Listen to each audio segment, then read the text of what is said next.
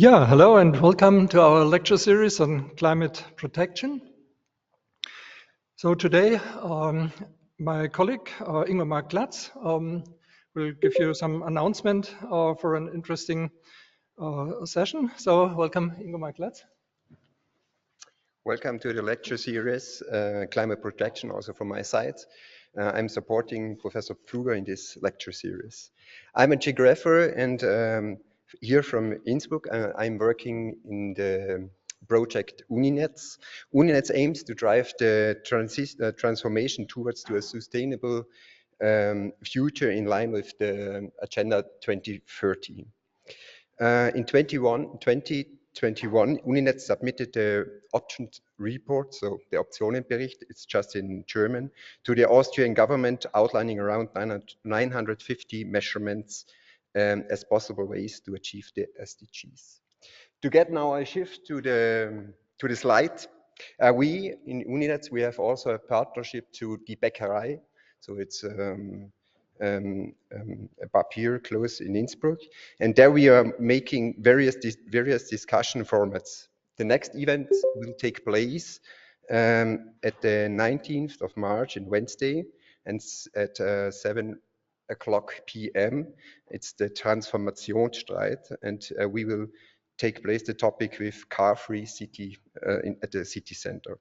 However, the Transformationsstreit is not a panel discussion, but rather a group activity. After the very brief keynote speeches by City Councillor Janine Becks and the district chairman of the WKU, all participants will engage in various discussions, formats to exchange ideas on the topic. A graphic recorder will document the results and prepare from the discussions from this format created experience and practice democracy. Since space are limited, registration via the Bäckerei website is required. Thank you very much. Yeah, thank you very much for the announcement. This fits very well to the lecture of today because cars produce emissions, and we'll see about that today. So our guest lecturer today is Armin Hansel. Armin Hansel is professor at the Department of Ion Physics and Applied Physics since 2002 here at the University of Innsbruck. Before he worked as a visiting professor at the Department of Physics at the University of Helsinki in Finland. Armin Hansel is a pioneer.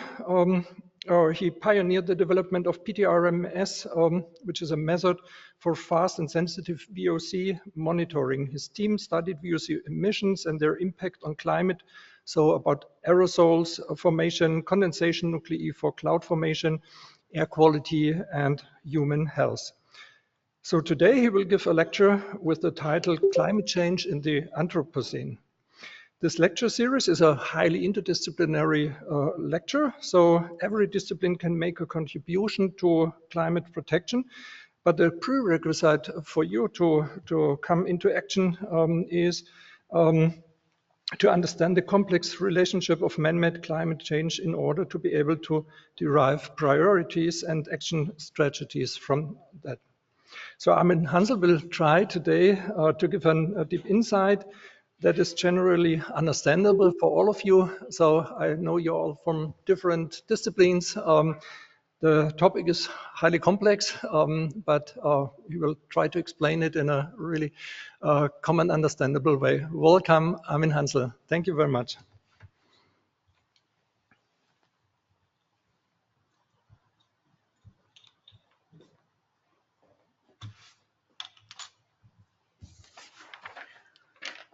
Yeah, thanks very much for the nice introduction, Rainer. It's really a pleasure to talk in front of you all and also behind the screens at home. And so I will try to go into the background about the physics more or less of climate change. And so Anthropocene is a term which was proposed by a Nobel laureate from the Max Planck Institute of Mainz. And this is Paul Crutzen. Sadly, he passed away a couple of years.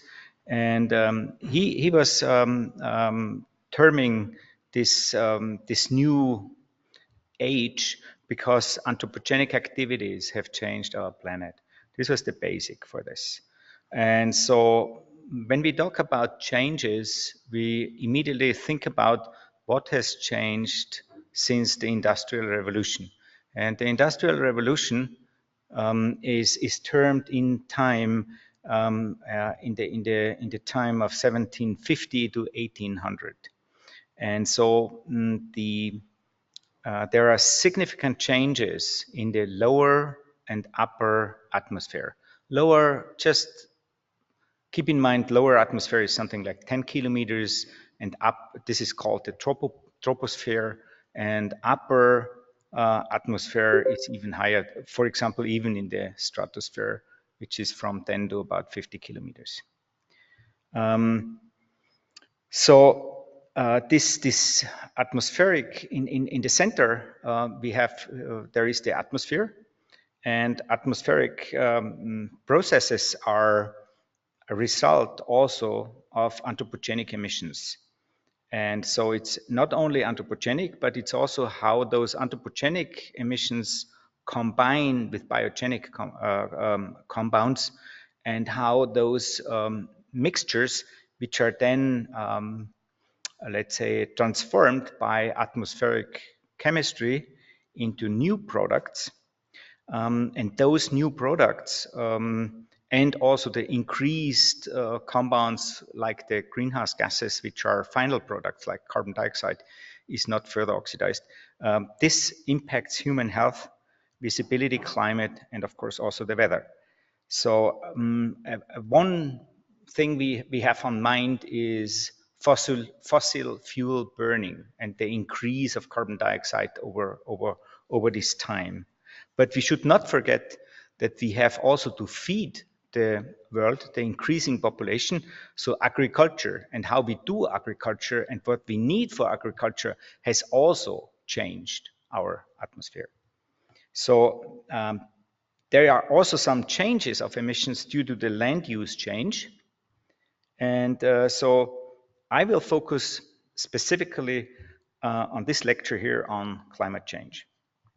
So here are just a few examples how, sorry. Okay. Now we have not this. Good. I think, no. How does this work that I can make this visible? The cursor? Anyhow, what we see from 1750 on, this is how the population has changed. We see dramatic increases, especially in the last, especially the last 50 years or so. Then here, and this is due to the agriculture, the fertilizer use. The fertilizer use is driven since 1900. We are using nitrogen-based fertilizers, which are exponential or even steeper used nowadays. Then, of course, we heard already that there are now thoughts to make, for example, Innsbruck, the center of Innsbruck, free of cars, and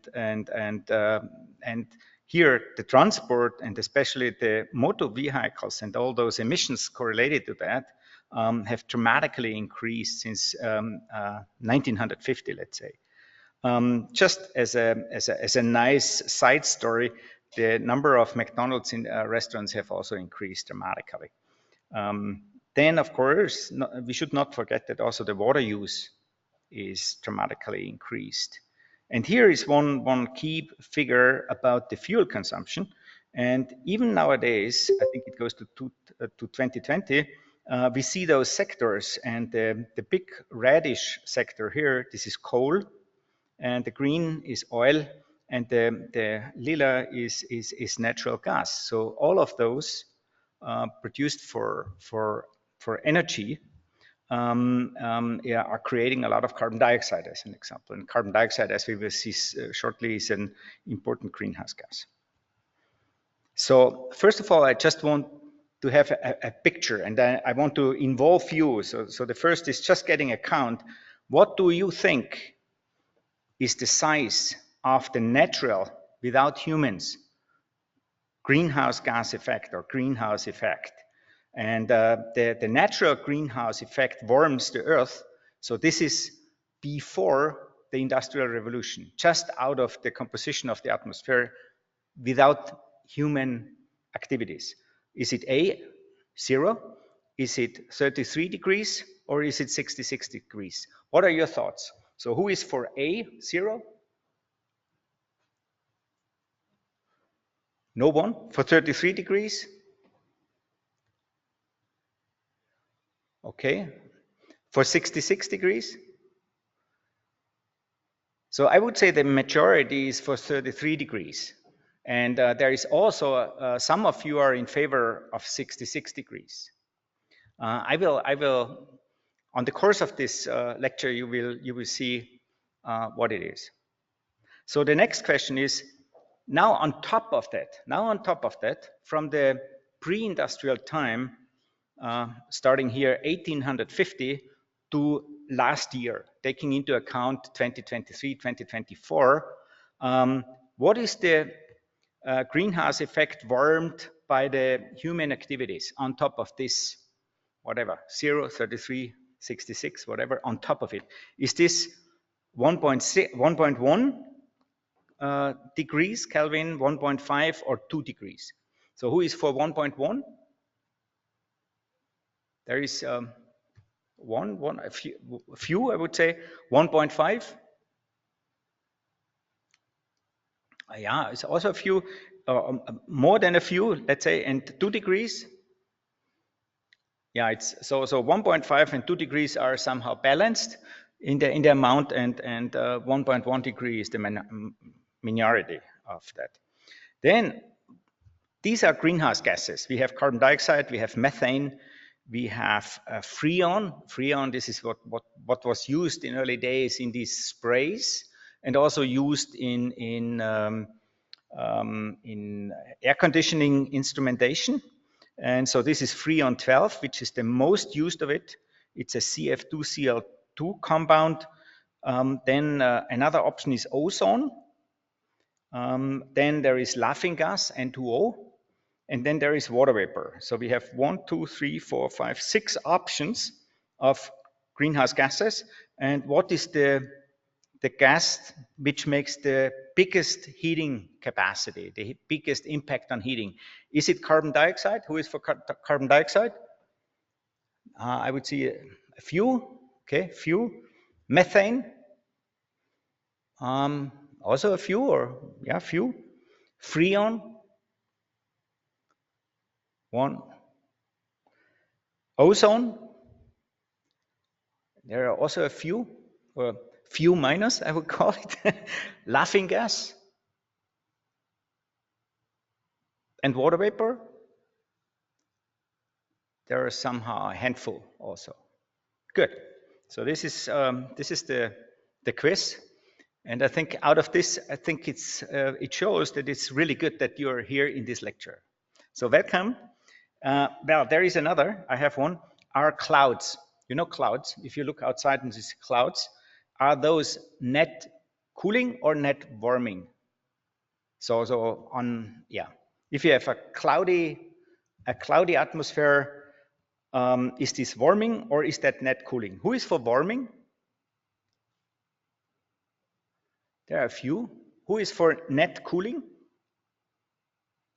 Yeah, I would say the majority is for net cooling. Good. I will start this just recognizing the Nobel Prize in Physics in 2021.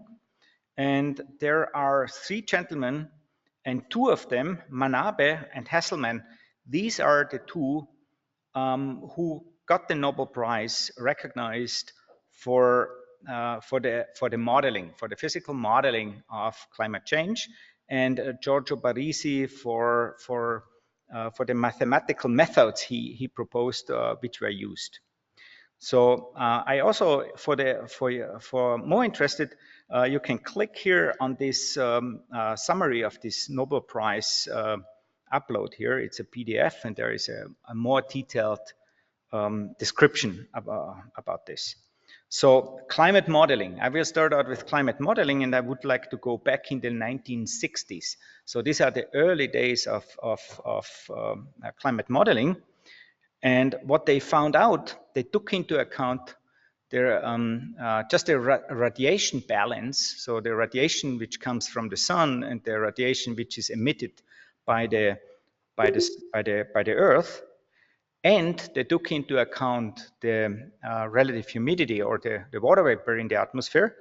And in the original publication, they came to a greenhouse effect which was 66 Kelvin.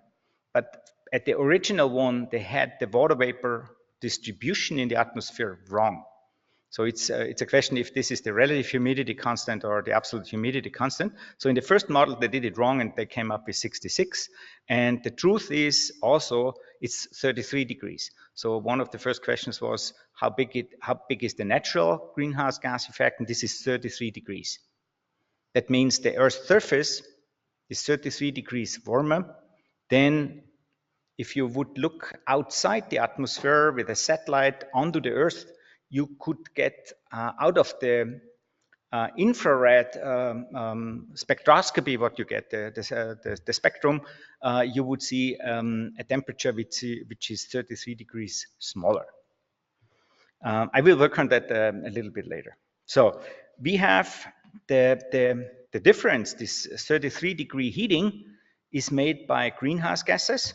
And there are these non-condensing greenhouse gases, which is carbon dioxide, methane, laughing gas, N2O, ozone, and these CFCs. One example I have shown, this was this Freon 12.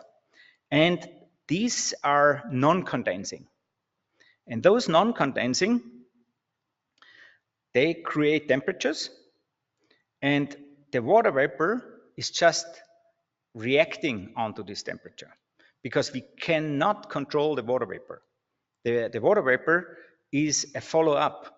If it becomes warmer, maybe you have heard if the temperature is increased by 1 degree, 7% more water vapor is in the atmosphere. So the water vapor and the clouds are adapting to the existing temperature. And this would happen within a week.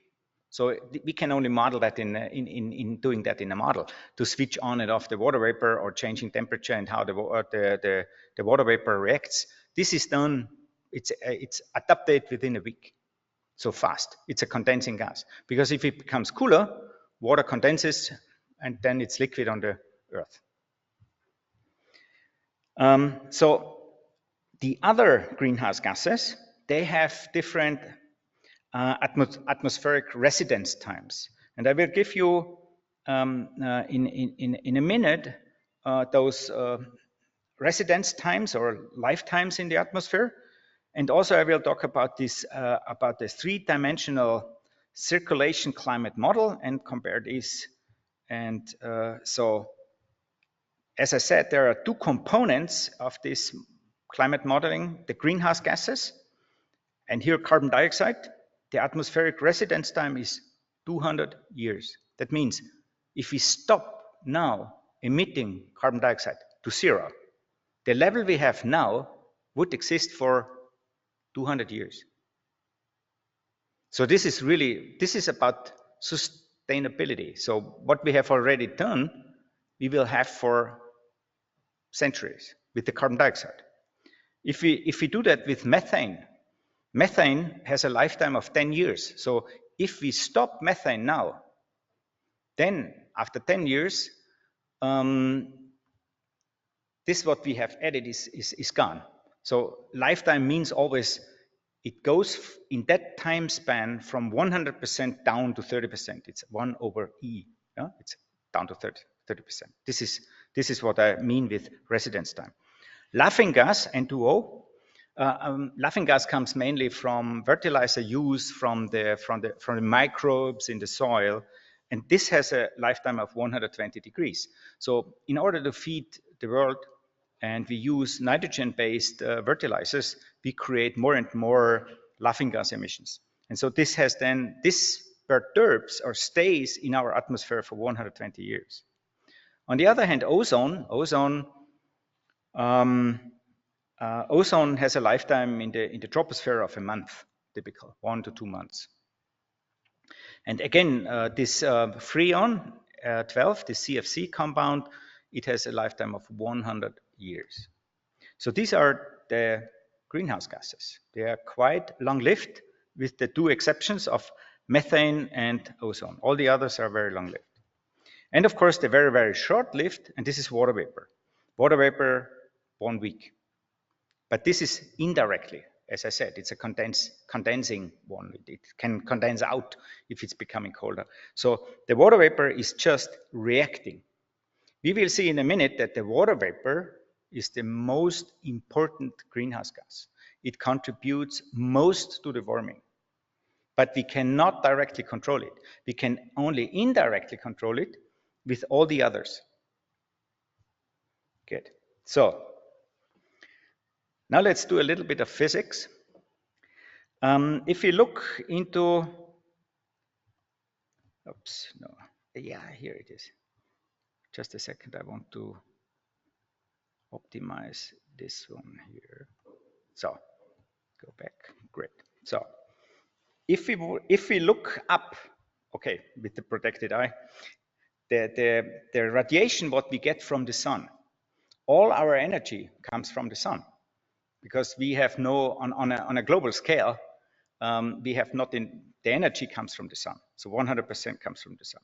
And the sun, the photosphere of the sun, has a temperature of 5,500 Kelvin. And according to that, it emits radiation along this red line. That means the most wavelength, and here is the wavelength scale. So this is from 0.2 micrometer to 1 micrometer to 70 micrometer. That's the full scale. That means what we get from the sun is most of it in the visible. And most of this visible light, because this is what reaches the upper atmosphere, and this lower solid areas, this is what reaches the ground. So most of the visible light reaches the ground and heats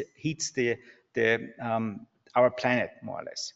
And there is something which is filtered out. This is especially in the UV light. The UV is filtered out. This is really, all of this we call short wave, because the wavelength is rather short. It's far below a micrometer.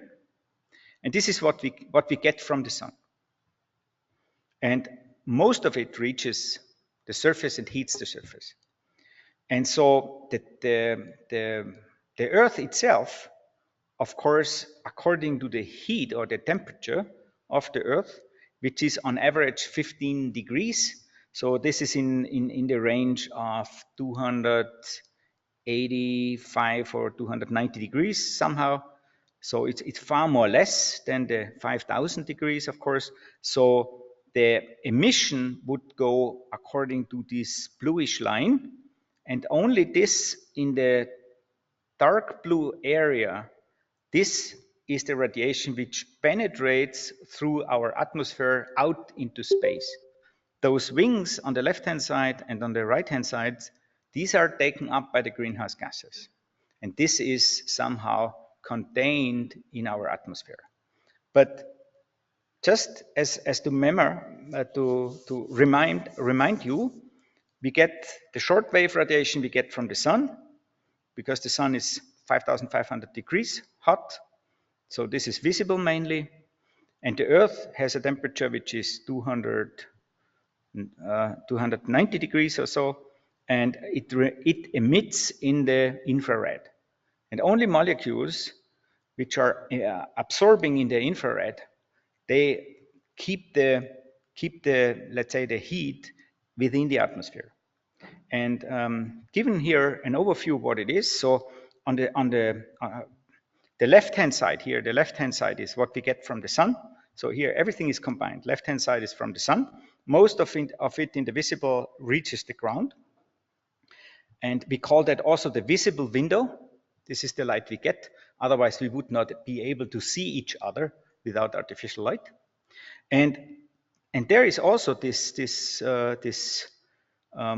area, we call that the infrared window, and this is what is emitted back out into space. And on the left-hand side and then on the right-hand side of this infrared window, there are different compounds. The window is made, first of all, by water vapor, because in this window, water vapor is not absorbing. And with absorbed infrared light, which comes from the Earth's surface, the water molecule could only vibrate or rotate. That's all. We would couple infrared light into motion. And then there is, of course, carbon dioxide. That's the same. Then there is ozone, there is methane, and then there is this laughing gas. And all of them, which are absorbing in this area where the Earth is emitting, are crucial as greenhouse gases.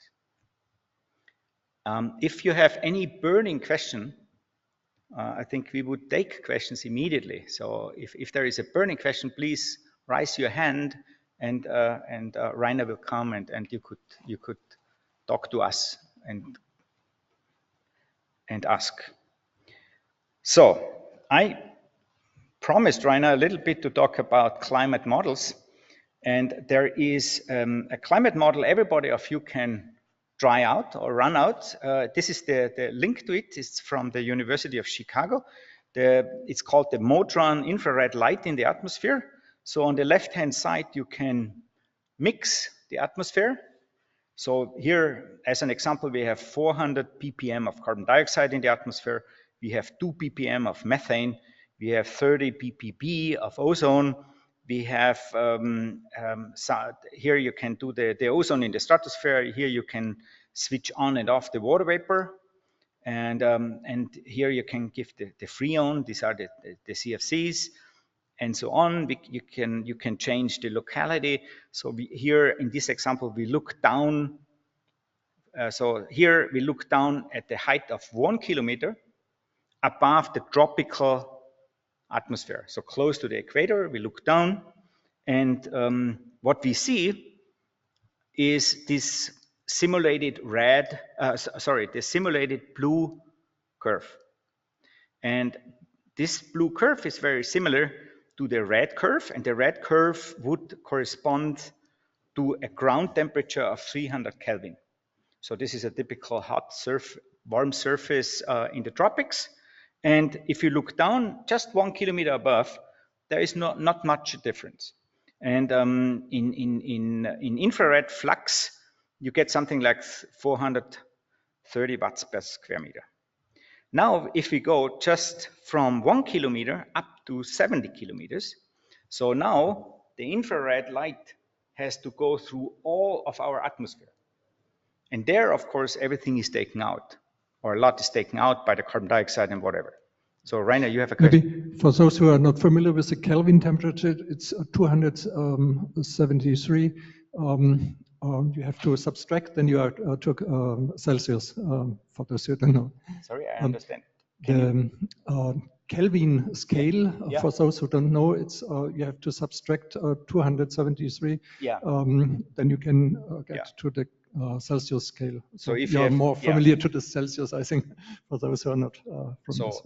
0 degree Celsius, what we are using is 273 Kelvin. So if you have 30 degrees, it's something like 300. So it's close to 28 degrees or something plus. Yeah. Okay, what we clearly can see now, this bluish curve here, we have lost infrared light, which is taken up from these greenhouse gases in the atmosphere in the lower 70 kilometers, because 70 kilometers is the whole atmosphere and above is nothing, more or less. And yeah, you can really see that these wings here, and in the middle there is something missing, and there it's something missing. And this is due to the greenhouse gases. Now we can switch on and off individual greenhouse gases and look what it does to this spectrum. So this spectrum is given in wavelength, in microns here. And now if we switch on and off the ozone, you can see that this tip is mainly done by the ozone. So this is no ozone, no absorption. If the ozone is there, this is taken out. If you go further and switch on the methane, if I do it forward and back, there is only there where the cursor is, only there is a sharp line for methane. There the methane is taken out. And if we go further for the carbon dioxide, here we are switching on the carbon dioxide, and the carbon dioxide makes these features here. It takes a lot of these wings out and also there in front. And if you go further, this is now with the water. So the water scale is now 0, and here it's normal. So the water, and you can really see the water does a lot, and the water just leaves some lines over here. This line is from methane, this is from the ozone, and this is from the carbon dioxide. But the water does most of it. Is there any comment or question you want to? Try it out. I just checked the homepage. Yes, it's still please. online. Yeah. Do it immediately. Maybe it will be deleted because it has to do with climate change. Okay, so in a simple term, I tried to show you a route how to calculate that, and the route. So please focus only on this dark letters and not on this light green, a light grayish color. So what we get from the sun, this is a certain amount of watts per square meter, and this is called the solar constant. This is 1,360 watt per square meter. That's what we get from the sun. And if the Earth as a sphere, it's only more or less it's the diameter of it. This is the 1,360 watts per square meter. What we get from this solar constant, about 30% is directly reflected back into space. This is from the clouds. This is from the glaciers. This is from the white surface color. So 70% of this solar constant is used to heat us up.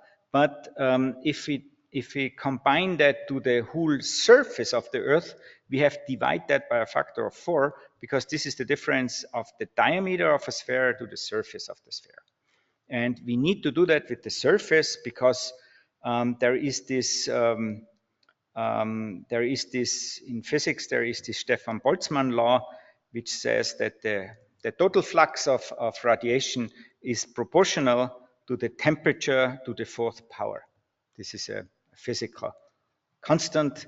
And so if we put that in numbers now from the solar constant, taking into account the albedo and this factor of 4, it is 240 watts per square meter. It's 240 watts per square meter. And so this corresponds to a temperature, because with this Stefan Boltzmann law, we can convert it into temperature. It's 255 Kelvin. And this is, if you would have a satellite out pointing to the Earth, you would see the 240 watts per square meter, if you zoom that everything up. And this corresponds, the spectrum corresponds to a temperature of 250 Kelvin. And of course, 250 Kelvin is minus 15 degrees Celsius. And we know this is not true. We have, on the Earth's surface, we have 33 degrees more. So here we have 288 Kelvin. So we are 33 degrees more warm. That means what is emitted as infrared flux, it's 390 watts. And 240 go out. And this 240 is exactly what we get in from the sun and what gets out. This has to be in balance. And in order to keep always this balance, and if we would increase more and more infrared absorbing greenhouse gases, that would mean that more and more is absorbed, and we have to compensate this by heating up the temperature on the ground, that more flux is emitted and more flux is then kept in the atmosphere, meaning that the surface becomes hotter and hotter, because we need to be in balance on top of the atmosphere. And this on top of the atmosphere is 240 watts, has to go out. This is what gets in and is absorbed and stays. And so this has to be in balance. And if the atmosphere takes too much up, we can only compensate that the temperature rises and rises. So these are somehow the secrets. And if we do the difference of this 288 Kelvin, these are the 33 degrees, which are corresponding to 390 watt per square meters. And this is what comes from the ground, 390, which goes out, it must be and is 240, and the difference is 150. And so 150 watt per square meter is what stays in the atmosphere. This is a number. And these are shown here in the climate models. And here we have the year 1850, so in the pre-industrial time. And if we zoom everything up, this is exactly 150 watts, 150 watts something. But these 150 watts, which are somehow stored or put into the atmosphere, there is a big difference between the geographical location, more or less between north and south. So most of it, so something like up to 250 watt per square meter, is stored close to the equator. On the North Pole and on the South Pole, there it's even 0 or even slightly negative. So, so this is unevenly distributed. This comes from climate models. If you compare that to the year 2000, so this is 150 years later, instead of having 150 watts, we have now 156. It's only 6 watts more. And these 6 watts more add to the 33 degrees, because the 33 degrees are with this 150 watts. And these are, in 2000, I think we had something like a degree or so. So this is 1 degree more, but this is 6 watts more on a global scale. We also can compare that the distribution of the colors did not change. And this is a result because the greenhouse gases are long-lived and they are very well mixed and all over the Earth the same. And so why do we have these, let's say, hotspots close to the equator? Of course, there the sun is going more direct in it and so on. We have a lot of, yeah, that's it.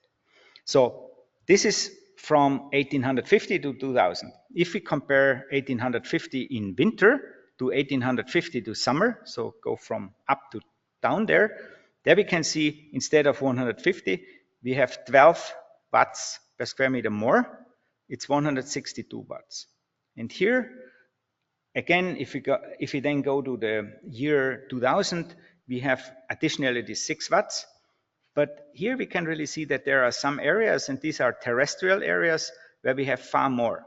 These are these more ready, these colors here. Everything comes out of this, it's described what I just said, everything is described here. So we have seasonal changes, and of course, the distribution of the heating, let's say, is invariant. So there is not much completely changed due to the long-lived greenhouse gases. These are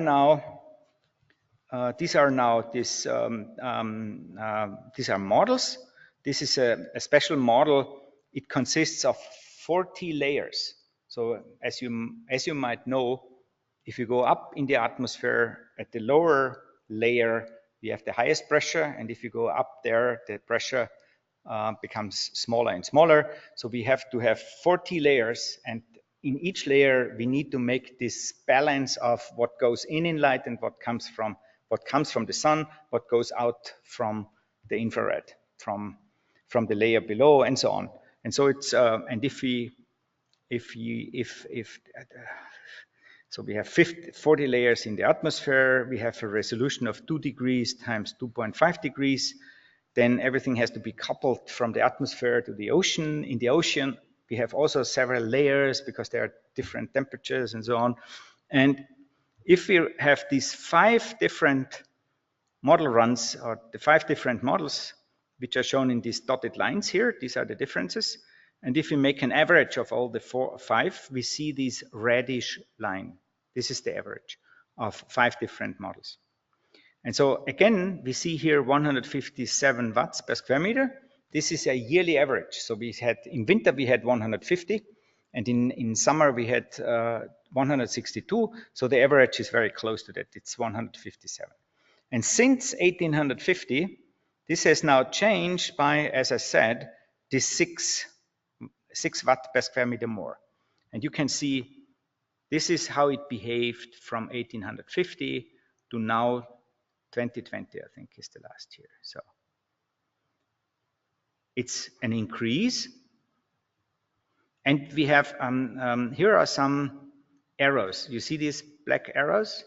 And we see these arrows, we had going down in temperature. We had going down in temperature. We had 1, 2, 3, 4, 5, 6 incidents. What is this? Who knows it? Any thoughts on that? Any idea? Yes, there is one. These are volcanoes. So we have so many volcanic eruptions.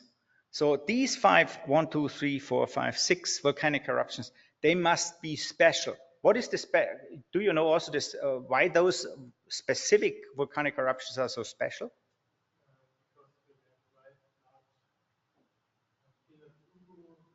Yeah, here are the names. I give you the names. Here is from the order, from the left, this is Šiveluk, Krakatau, Santa Maria, Agnung, El Chichon, and Pinatubo. Pinatubo is the last one. So first of all, these are massive. That means they are such intensive that the eruption is even penetrating the lower 10, 15 kilometers, the troposphere. It injects also into the stratosphere above. And there is another obligation. You need to cool. It must emit their sulfur. It must, first of all, the eruption must be so intense that you reach up there, and it has to contain a lot of sulfur. Because maybe you remember there was this Tonga volcanic eruption, I think some 2 years ago, and this was a volcano. It reached the stratosphere, but it was the top of the volcano was below the sea ground, below the sea level. So this one injected a lot of water vapor, and the water vapor heated up. It did not cool. It heated because it did not emit sulfur. The amount of sulfur was very little. So this did not cool. This did more heat. We are just discussing, is it heating or it's heating. It's slightly heating. So the next is really, when we have such an eruption, the cooling lasts only for a couple of years. And this is because we create, just a second, we create, with the sulfur, we create sulfuric acid gases, and the sulfuric acid gases making sulfate aerosols. And those sulfate aerosols, you can call it the sulfate clouds there. Of course, you have also sulfate, which is a condensation agent, and on these CCN, water vapor can condense. And then you have a cloud there containing, it's initiated by sulfuric acid, and this lasts for a couple of years, and then it's gone. So the cooling is just making an umbrella, and this lasts only for 3 years, 4 years. And then it's back to normal. So it's because the sulfur things and this are washed out after, and these are so long-lived only in the stratosphere, not in the troposphere. You had a question? Okay, I gave the answers, thanks. Good. So, yeah, this is, and just to complete here, the structure is the lower 10 kilometers, we call the troposphere, and the stratosphere is from 10 to about here to about 50 kilometers. So here, this is the stratosphere. This is a logarithmic scale. So this is about 40 kilometers wide, and this is about 10 kilometers wide. And so those volcanic things to cool, we need to go into this stratosphere, because there the injected gases, the sulfur, sustains their years. And if it would only be in the troposphere, in the lower, and even reach 5 kilometers, for example, we would have also these effects. But the sulfur there, the sulfuric acid, is washed out within weeks after. So it's not long lasting. And we perturbed our atmosphere with sulfur in the 80s. Maybe, if I remember back, there was this Waldsterben. So the trees died because we burned coal, which not only consists of pure carbon, it's also 1 to 4% sulfur. And if we burn it, we get from the carbon, we get carbon dioxide. And from the sulfur, we get SO2, and the SO2 in the atmosphere is oxidized to sulfuric acid. And then you had acidic rain. And so the acidic rain was then very harmful for the plants. And so this is the hydrological cycle that it is frequently washed out. But in the stratosphere, this does take years, because the stratosphere is so dry. We don't have this humidity there. We don't have. And that's why we can only make the shade by putting sulfur into the stratosphere. So there is also some climate engineering thoughts to spray sulfur from aircraft or whatever things to cool it. But please, I met friends and they said, well, we have no problem with the climate. Climate is we have just to wait for another volcano to erupt. But if there is a volcanic eruption, it cools us only for a couple of years, just 3-4 years. And if you go back the last 150 years, we had only 1, 2, 3, 4, 5, 6 such specific eruptions.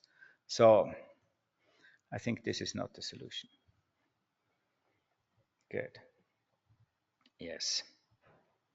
Yes. So this is a schematic what happens.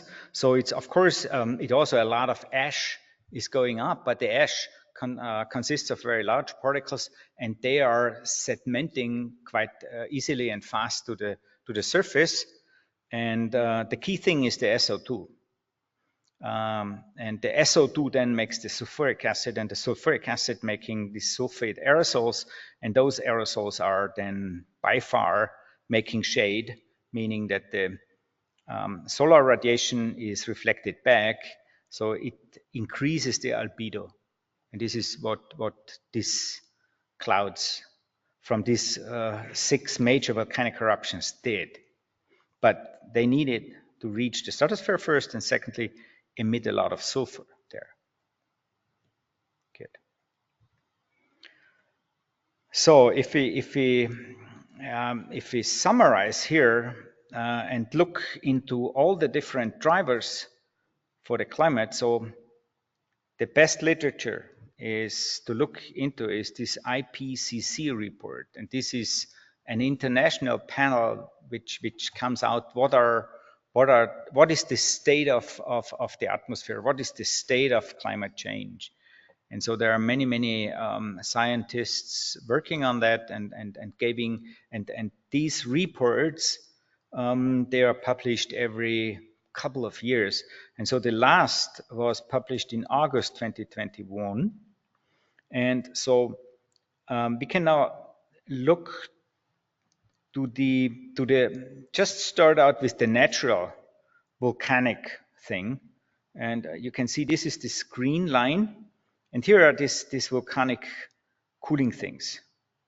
And we looked into the last 150 years. These are this 1, 2, 3, 4, 5, 6 eruptions there. And they did in temperature, expressed in temperature, they brought about a maximum cooling of, let's say, 0.3 degrees or something like that. 0.3 degrees, maybe 0.3 degrees, lasting for 3 years or so. If you go a little bit more back, there were more intensive volcanic eruptions. and they had a cooling capacity of 0.5 degree or even up to 1 degree. But again, it was a major eruption. These are here two in concert, adding up. It lasted just a couple of years. Just a couple of years. So that's pretty clear. And so if you go back before 1850, because we are talking about this industrial revolution, there the temperature, the total temperature change was mainly, the total taking into account anthropogenic plus natural. The thick line is the total anthropogenic, only the anthropogenic. At that time, anthropogenic did nothing.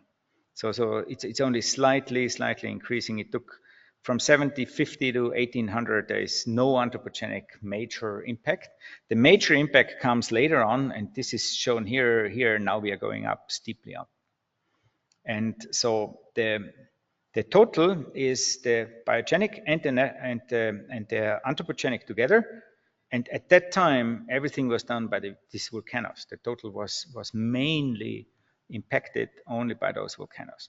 Then if you go into the modern time, in the modern time, here on top, this is the heating. If you follow the lila line here, the lila line is carbon dioxide. So the carbon dioxide compared to pre-industrial, it's 0. Now we have, it contributes to a warming of 1 degree. This comes just from carbon dioxide, 1 degree. Then there is another 0.3 degrees from more methane. So if we compare what is the composition of the Earth atmosphere in 1750 or 1800, and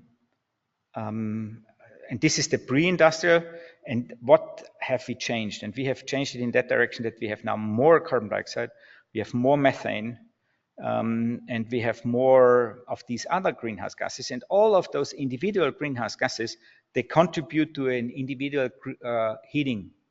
And if we would add up everything there, we would be up there on top here. But also human activities through these emissions of SO2, through this sulfuric acid, and then creating more aerosols, creating more clouds, and this also increased the cooling capacity. And so this is the cooling from the aerosols here, this grayish curve. So these are, you see here, this is called tropospheric aerosols. And these cooling, if we assume everything together, this cooled and the heating was higher, but there is a net heating, and the total net heating is now dominated by the anthropogenic. And so without this additional aerosols, we would have even a higher temperature increase. So the aerosols are net cooling. And we create more aerosols because this is thought at the moment. Of course, it's clear that we create more aerosols, but we don't know really what was the driving force to make clouds in the pre-industrial time. We don't know. We can only assume that sulfuric acid plays a key role, because sulfuric acid supports this as a precursor gas. It supports this cloud condensation nuclei production. And this is clear, but we don't know what is it more pronounced, less pronounced. That's why the shaded area is quite, it takes into account the error we have. That's why we have this broad error. In recent time, it's decreasing. And the reason why it's decreasing is that we have now cleaning activities. We take out the sulfur when we burn coal, gas, oil. And this cleaning against sulfur emission, this makes our atmosphere more clean and then more hot, because the cooling capacity is gone. And you could think why we are doing that. Well, we have learned from acidic rain. If we would not do that, we would have health impacts from acidic aerosols. yeah, we don't want to have that. That's why this this is the average. So how much time do I have? Pardon?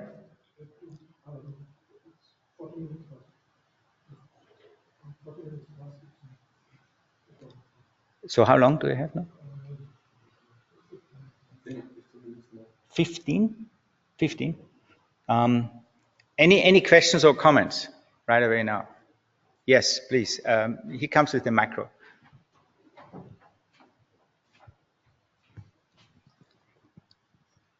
We've just heard that volcano emissions decrease temperature, have a cooling effect. I think in a long time scale, volcano emissions, after all, will increase temperature because if all the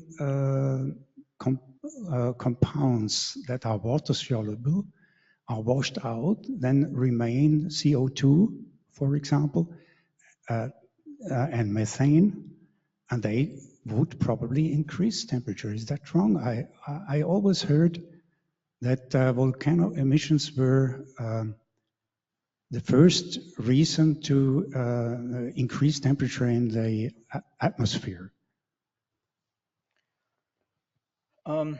Looking into this figure here, going back to 1750, and there is no indication that the volcanoes are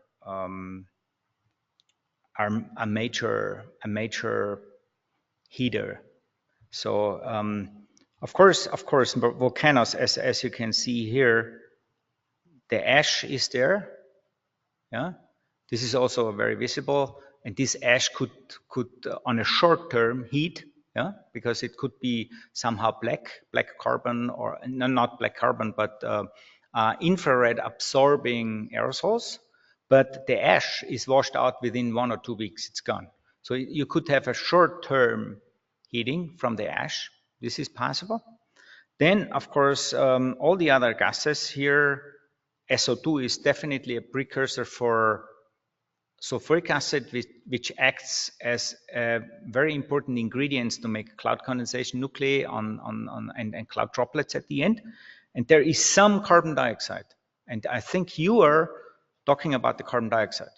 So we need, to answer your question properly, we need to compare the carbon dioxide emission from the volcano in comparison what we human emit at the moment. And I think it's nothing.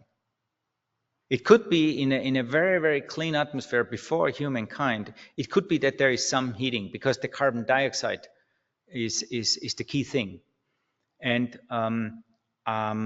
I think now it's the right time. It's the right time to show you a video, and the video shows the carbon dioxide evolution from the oldest records we have, and these are from ice cores.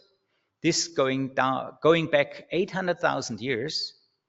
And we will see the carbon dioxide concentration at that time was far below 280 part per million.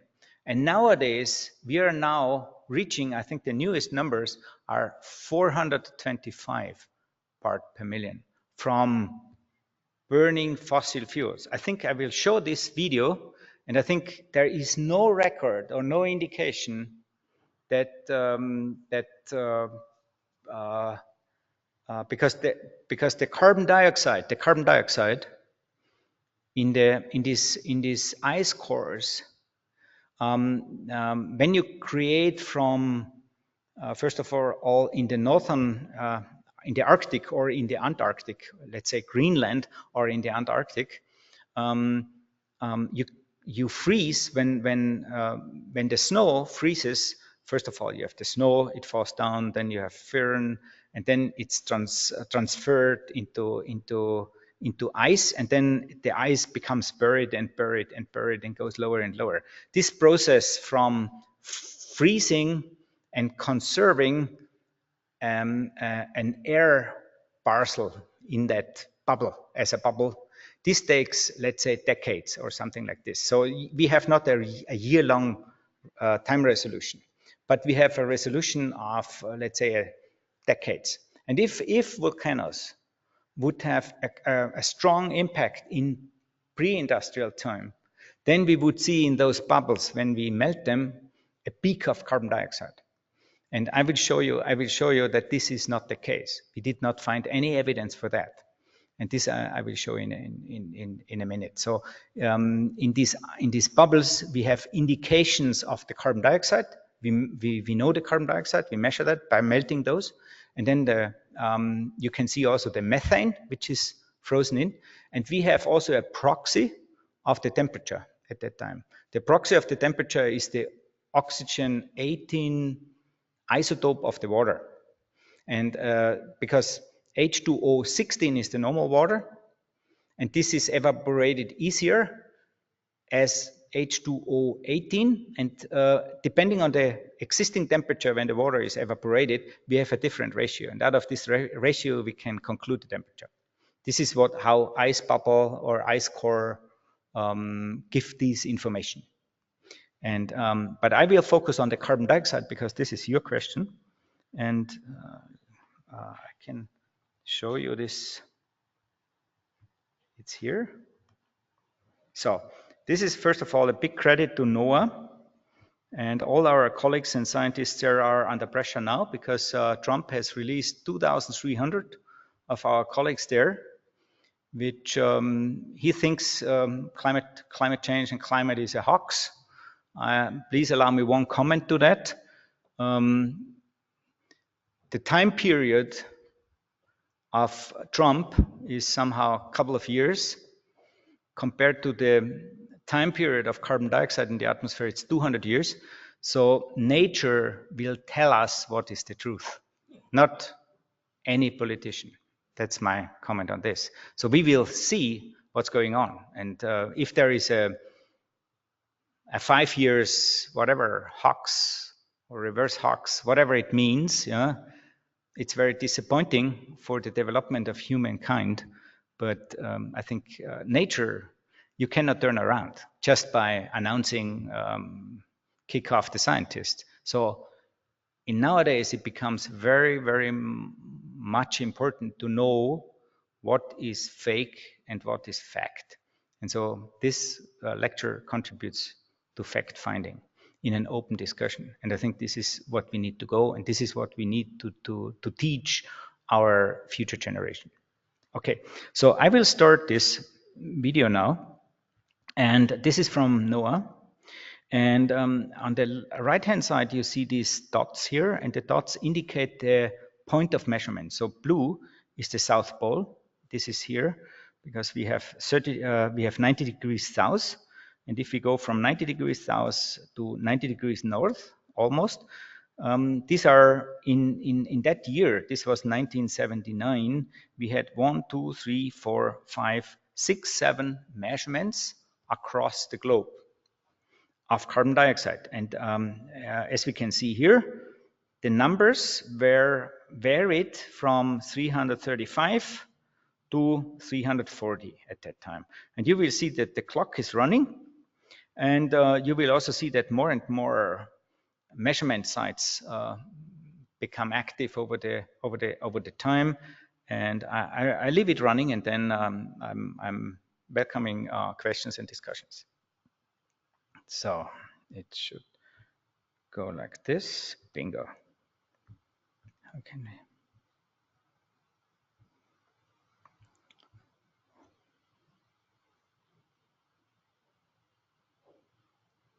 Okay.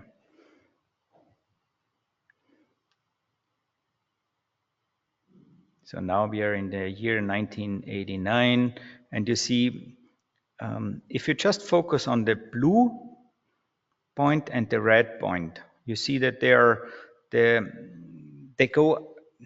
have an amplitude. They go up and down, and you see this amplitude more precisely on the right-hand side.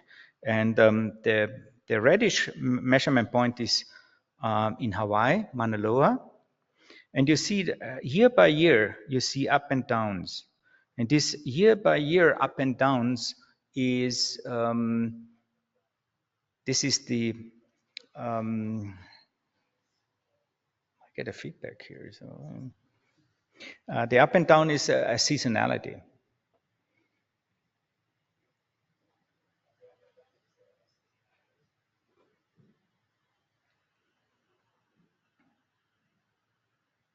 Okay.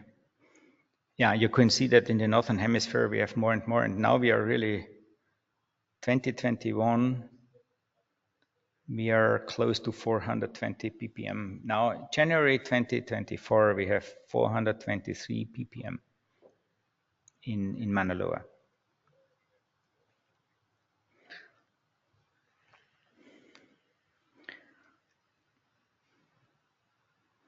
And now we go back with the ice cores.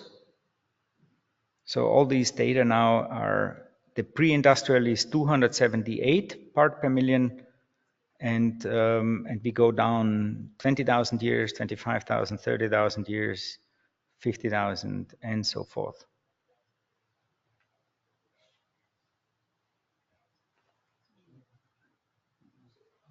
Der spricht oder zu mir, der Computer. And so if there would be a very clear indication from the volcanoes, which would make a large contribution, we would see dramatic increases there, and we don't see that.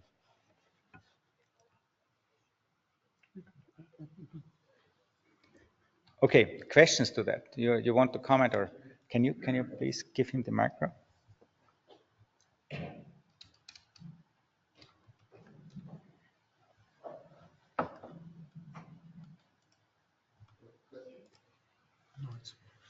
Danke, danke.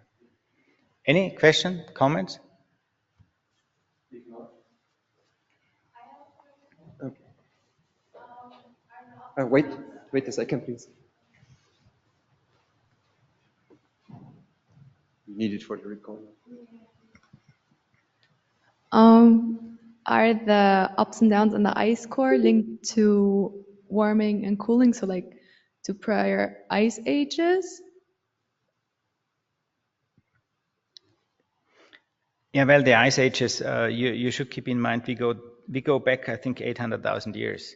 Mm-hmm. And the ice ages are somehow longer in the past. But of course, we had fluctuations. We clearly see those fluctuations there. We clearly see that. They are natural, but never ever the concentration went higher than 300 ppm. Now we are more than 420 ppm higher. So it's pretty clear that this is human-made, and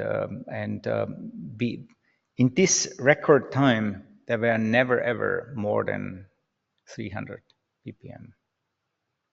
And these fluctuations, of course, we can discuss this about these fluctuations, but I would say that this is a whole lecture.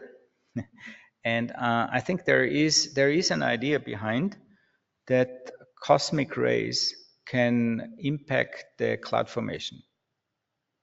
And so and there is also these fluctuations is also related to these Michelangelich cycles, where you can where the tilting of the Earth in the universe is somehow affected by that. So you have a natural explanation to that. Okay, thank you very much. Thank you.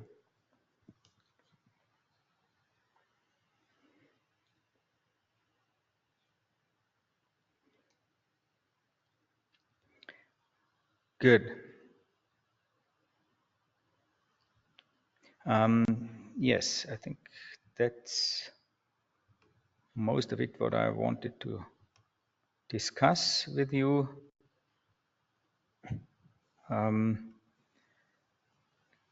Yeah, here is one. Where is it? Good, here. Okay, so one word to this cooling, to the cooling of the aerosols.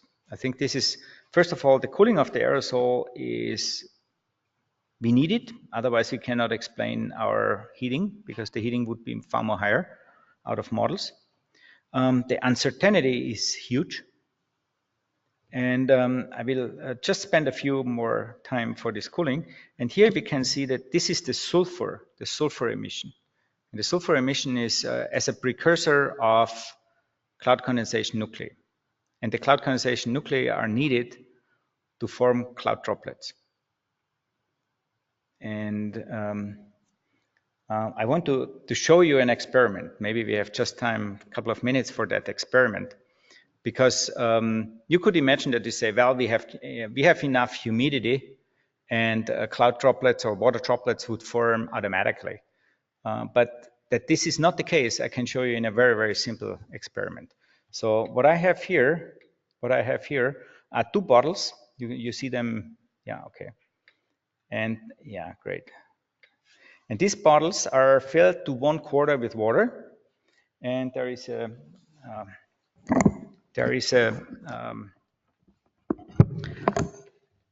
and if for, let's take this bottle first, which is here. I close it, and then I press it and want to make a cloud inside or a fog or something like this. And you see this is hardly possible because with this contrast of the black, I think now you would see it, you see nothing. And in contrast, if we are using now the second bottle, again, that you can see it's not manipulated. I can also do the same. There is no cloud inside or no fog. We don't form droplets. And why do we do that with pressing together and releasing it? We create a supersaturation because there is a high pressure and instantaneously you go into low pressure and then you have a supersaturation.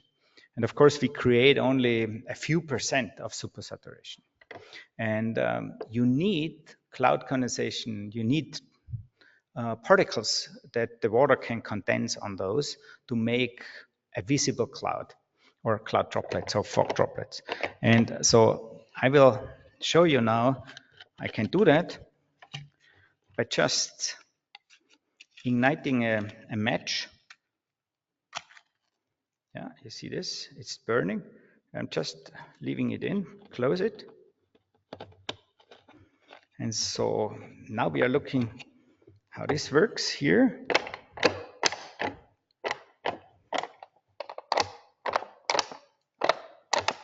You see the fog a little bit here. Whenever we you see it?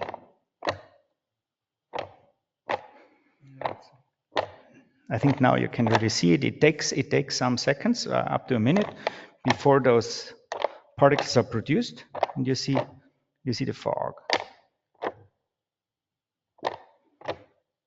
And this is an example that you need this cloud condensation nuclei, and we have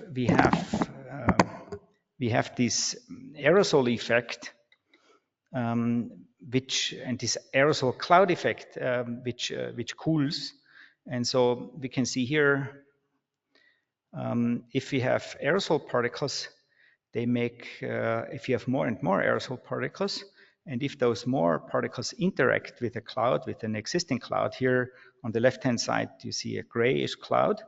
And if you put in ship emissions, for example, then along those ship tracks, you would see then white clouds, because the same amount of water is distributed in more droplets, and smaller droplets are making a cloud more white, more reflective. So the aerosols, the available aerosols, impact clouds and contribute more of those CCNs, make more clouds, more reflecting clouds, and impact climate. You can see that these are from infrared observation from satellites. In front of there is a ship, and these similar things like contrails, but they are not contrails. These are ship emissions interacting with the cloud layer above, and these last for hours or many hours, because this is now these are hundreds of kilometers long and existing, and they cool. And so this is exactly what I showed you. You need CCNs to make clouds, and And so from the IPCC report, we know clearly that the carbon dioxide is heating up, the methane is heating up, the ozone is heating up, and so on. And the only cooling are the aerosols. And the aerosol could cool principle by directly reflecting light back. But the biggest contribution is this light blue, which is the aerosol cloud interaction from the aerosols. And the arrows are big, but they are net cooling. But we need more science to understand exactly how this goes, and especially also what was how clouds were formed in pre-industrial time. May I have 2 questions? Sure. If you go 4 slides before, I have a question to the aerosols and as well, perhaps a different. Here? One before? One before? Yeah, that one. Yeah. A question perhaps with a little twink. Is it would be to get a link to the lecture from what you said to the climate protection. Would it be a good idea to make an aerosol cloud by human-made, like geoengineering, to cool down the climate, if it's possible like that? Yeah. First of all, if you would do that in the troposphere, so in the lower atmosphere, the lower 10 kilometers where most of the weather is taking place.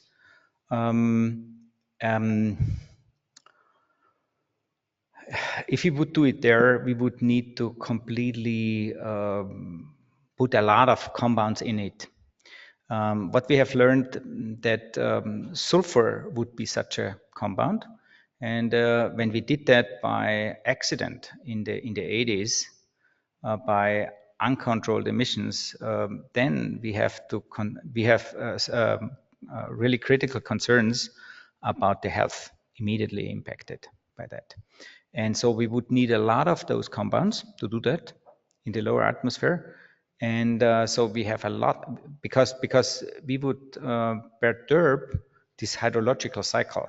And the hydrological cycle, as I said, also the water cycle and the adaptation of clouds, the lifetime of clouds is in the range of weeks. That means you put in a lot of compounds and then you make more clouds and then most likely the side effects would be very health intensive and so on.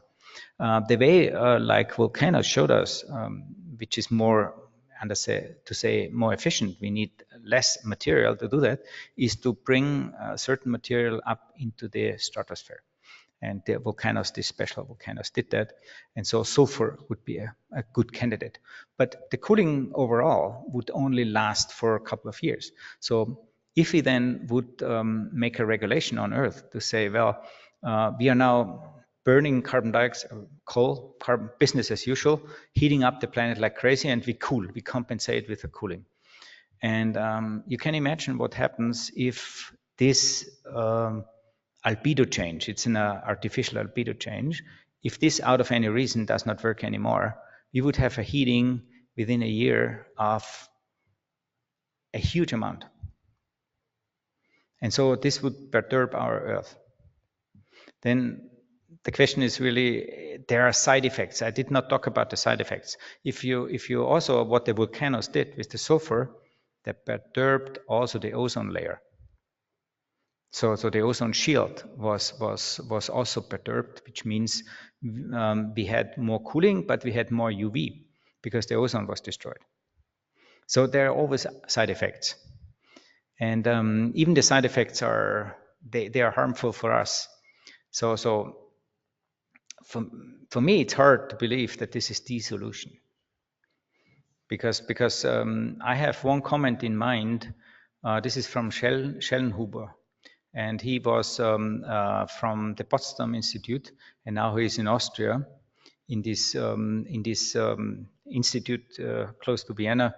And he gave an interview, I think 1 or 2 years ago in Austria, in ZIP 2, I think it was. And he said, now we have a temperature increase of, at that time it was 1.2 degrees.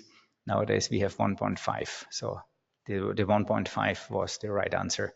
This is 2024, the newest data show 1.5. And he said, if we have an increase of 3 degrees, then certain areas on Earth cannot be inhabited by humans, and we would, I think we would have a migration of something like 3 billion people, and we cannot manage now a few 100,000. And if we would have 3 billion people migrating, I think mankind, we will have war. We will not live as we are used to live. So I think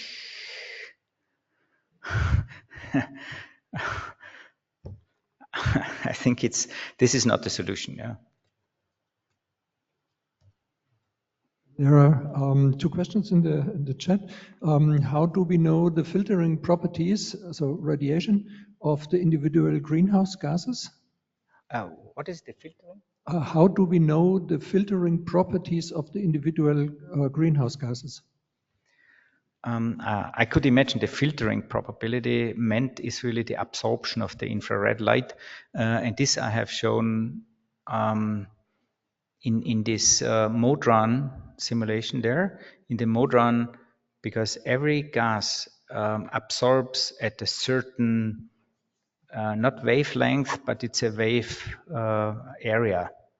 And so we know exactly where carbon dioxide absorbs, where ozone absorbs, and where carbon and so it's the amount of the absorption depends where it absorbs. Exactly, more crucial is in this infrared window. Any absorption which is changed in this infrared window is more crucial. And because it's in the infrared window, and the infrared window is also there where the Earth, due to the temperature, emits most. And any change there is crucial.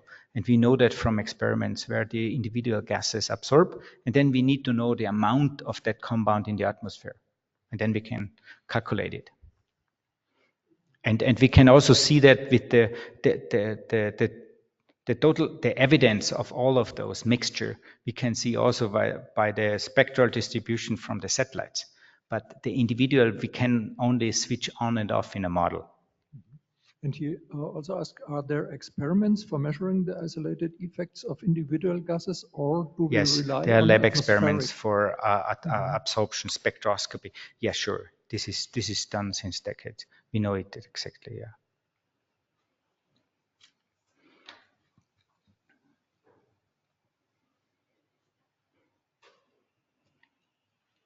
Good. I think if there are no more questions. Okay.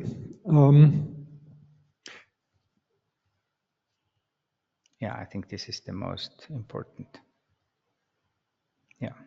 And here is just the link page to NOAA, and I have already shown you this. These videos which are coming from that page from NOAA, and they have this global monitoring lab. Okay, so no more questions in the chat, and you don't also have questions. So thank you very much. Thank you for the invitation, and thank you for your time. Thanks you very much. Thank you. And it was a good preparation for the next lecture, which is on heat pumps, and there are this freon, Armin Hansel already mentioned, plays a role. I will also inform you about that problem. So yeah, looking forward for next Wednesday, next week, about heat pumps. Yeah, and thank you for coming, Armin Hansel. Thank you. Bye.